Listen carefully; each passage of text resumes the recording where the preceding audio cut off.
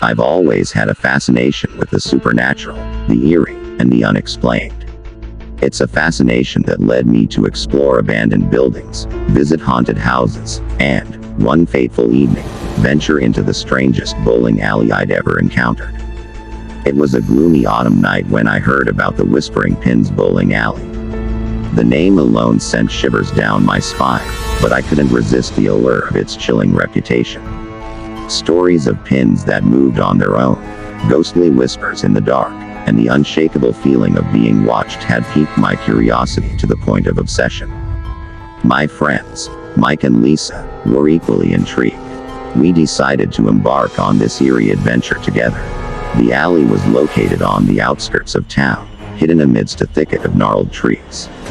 Its rusty sign creaked ominously in the wind as we approached, and the flickering neon lights cast eerie shadows on the desolate parking lot. As we entered, a musty scent hung in the air, and the dimly lit interior revealed an antiquated bowling alley frozen in time. The lanes were ancient, the wood chipped and warped, and the pins, despite their age, appeared surprisingly well maintained. An elderly man with a long white beard sat behind the counter, his eyes a watery blue that seemed to pierce through the very depths of our souls. 3 games, please, I said, my voice quivering slightly as I handed him some cash. He nodded and handed us 3 pairs of worn-out bowling shoes.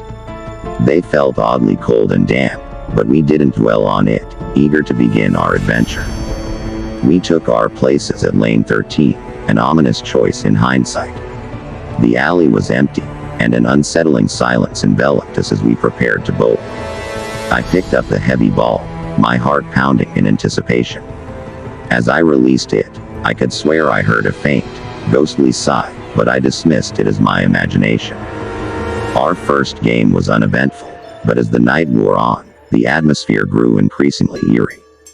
The pins seemed to move of their own accord, their plastic bodies swaying and tilting, defying the laws of physics.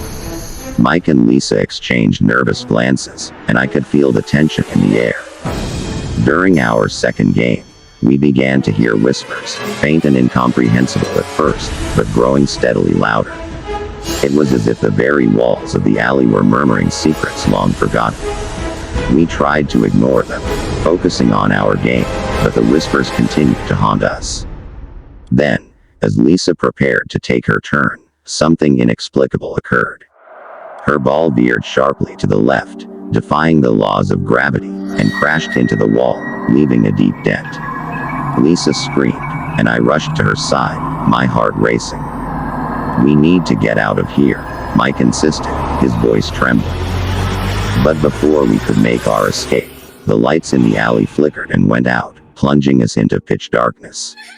Panic set in as we fumbled for our phones to use as flashlights. In the dim glow of our screens, we saw something that will forever haunt our nightmares. The pins, no longer content with their subtle movements, were now floating in the air, arranged in a sinister formation.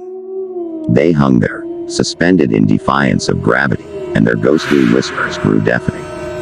It was as if they were mocking us, playing a malevolent game of their own. With trembling hands, we made our way to the exit, but the door refused to budge. It was as if an unseen force held it shut, trapping us inside with the malevolent pins. Panic turned to terror as we realized the extent of our predicament.